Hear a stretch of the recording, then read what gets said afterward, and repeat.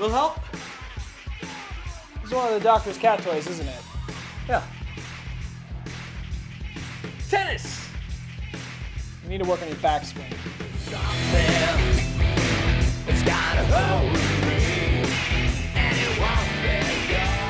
Welcome to another episode of Review Me Please. My name is Michael Allen Rose. And I'm PJ, and we're here to review some records for you. So what we do is we take my Vinyl Me Please Record Club subscription, and we take a look at everything in the box, and then we review it for you. And there's nothing you can do to stop us. Like and subscribe. So Michael, what's in the box this month? This month we have the April 2017 release from Vinyl Me Please.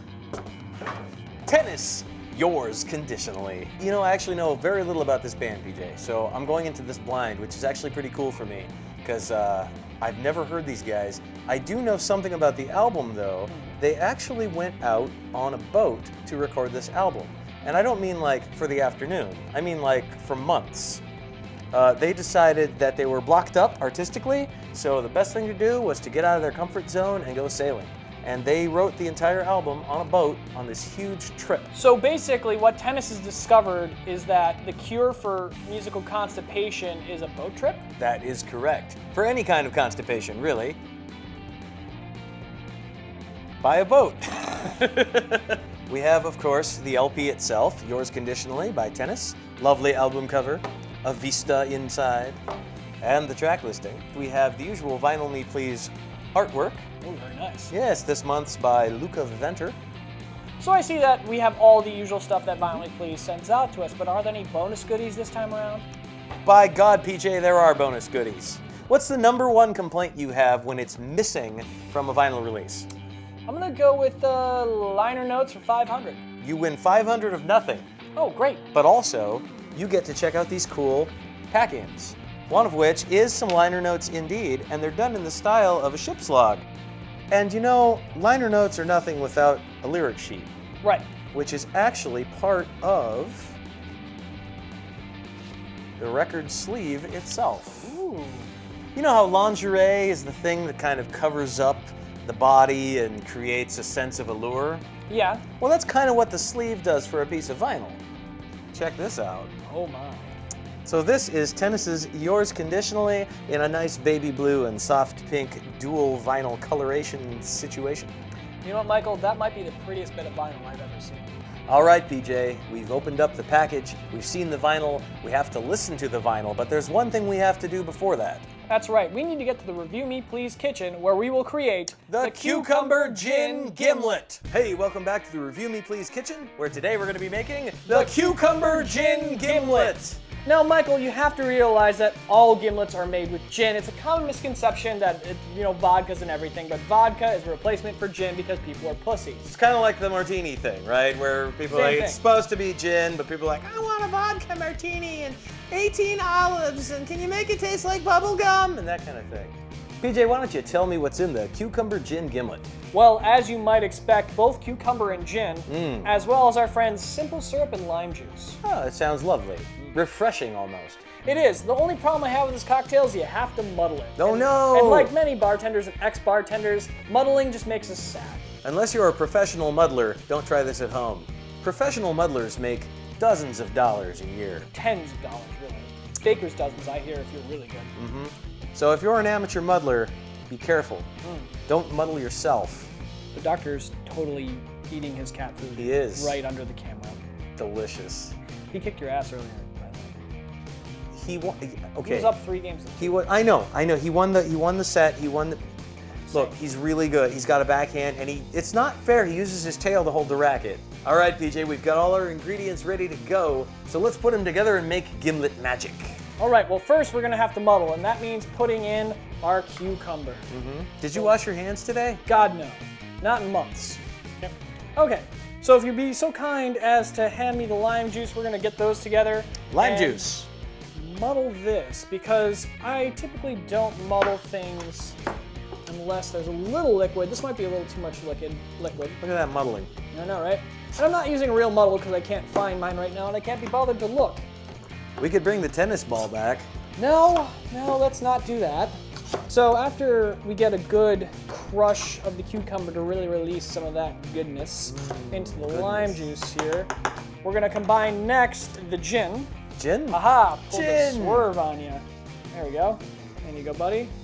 And then, how about that simple syrup? Simple syrup. Okay. Nice work. Thank you. Now it's just time to strain it out and see what kind of glory awaits us. I love Glory. I like the thing she does with a gimlet, if you know what I mean. Well, glory aside, we have the completed cocktail here, and all that's left to do is to garnish it with a little bit of cucumber for look that at that added garnish. pizzazz. Look at that garnish. That is a pizzazz-filled piece of garnish right there. All right, well, we've got our cocktails ready, so there's only one thing left to do. Let's go back to the Review Me Please record room, where we're gonna give Tennis, Yours Conditionally, a spin. Alright, you cares away, but I must spare you pain.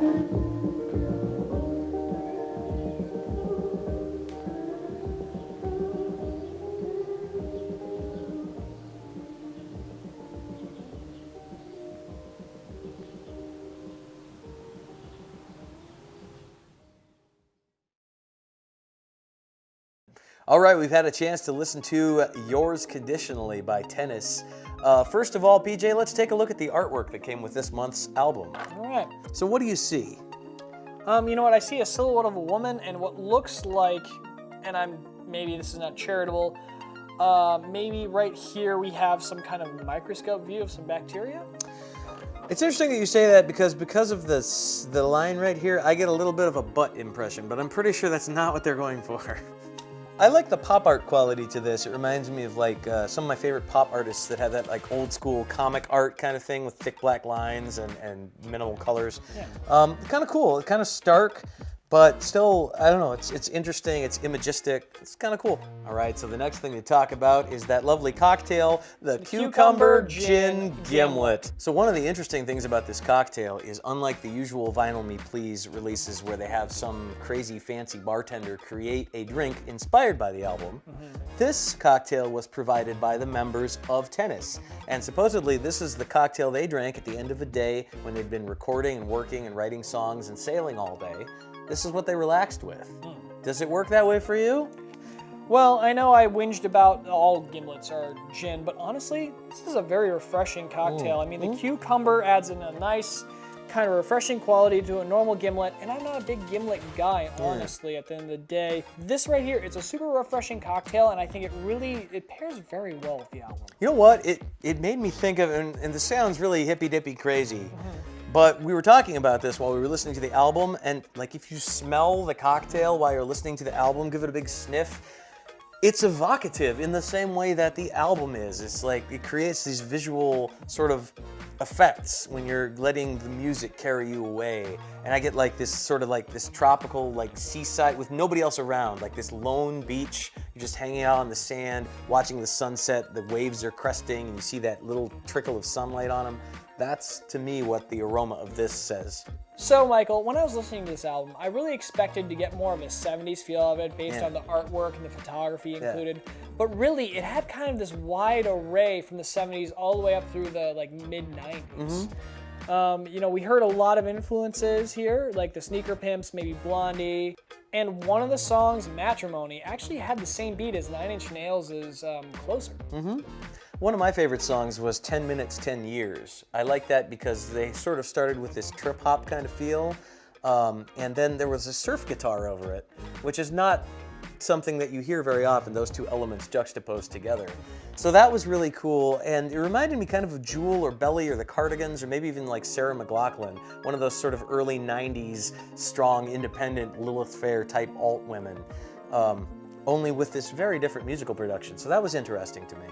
And the other track that really stuck out to me was Island Music. It really reminded me of like Elvis in his island period. It had that really reverby voice and kind of that luau sort of feel. It was a great track to kind of close out this entire album. It was like Elvis's Blue Hawaii, but happening in a dream. Like it had this hazy feeling to it, like everything was sort of fading away, Maybe you're like living in one of those little snow globes you buy on vacation in the islands. You're like shaking it up and you're just watching things float away. Like that. Like this. One other song that stuck out to me was Modern Woman. I liked the vocal layers, and it starts so simply, like almost folky, and then as it goes on, it builds these layers in, and she ends up harmonizing with herself. It is one of the most lush arrangements on the album. I loved that bit toward the end where it just builds, and she's like harmonizing on all these levels. Really cool stuff. Good use of lush. Thanks. You know, we were looking through the bonus material as we were listening to the album, and I really liked the writings in the ship's log. One of the most interesting things to me was how she writes that she's disdainful of love songs. There are too many of them, they're overdone, they're cliche, and she wanted to write something from a powerful feminist perspective. She wanted to write something that had meaning and depth to it. And she had this realization as they're taking their boat trip that she was living the ultimate romantic cliche. She was on a multi-month sea journey with her lover and spouse, and then they went up into the mountains together, and she literally is crossing oceans and climbing mountains for her lover. So then she decided it's okay to write love songs. Whatever's coming out of me with this experience will be on the album. Well, at the end of the day, Michael, I think everyone just wants to be loved and feel loved. Yeah. And that's why you see that in all forms of art. The whole world revolves around love. And like the Beatles said, what the world needs now is Helter Skelter. Nailed it. All right, PJ, there's one more thing to do. We almost forgot. The God. most special person in the entire Review Me Please That's right. staff situation. The person who packed this amazing package. That's right. MH, wherever you are tonight, thank you. All right, PJ, here we go. It's time. You know what time it is. It's Vader time. No, it's review time. Oh, man. So here we go. Yours Conditionally by Tennis. On a scale from catamaran to frigate. Where do you rate this boat? I'm going to have to go for catamaran, because while I don't know what a catamaran is, I do know what a frigate is, and I'm pretty sure it's closer, at least the ship they were on was closer to a catamaran than a frigate. So, Michael, let's say on a scale from the Cranberries to the Beach Boys, how would you rate this album? Okay, well, I would definitely put this album on the beach side of things because it feels like you're on a beach. You're listening to the gulls, you're seeing the waves crest, you're watching the sun go down and feeling the sand in your shorts. But at the same time, the vocal styles remind me more of the Cranberries. The thing is, though, Cranberries are made in a bog. And this album does not bog down even once. There is not a single filler track on this entire LP. So I would say on the beach side of things, with just that hint of cranberry. All right, that about does it for another episode of Review Me Please. As always, I've been Michael. And I've been PJ. Thanks for watching this video, and please remember to like it and share it with your friends. And if you want to see some more awesome content, all you have to do is subscribe. It's easy. There will be great vinyl reviews for you coming up, great cocktail reviews, and of course, as always, until next time, keep it spinning.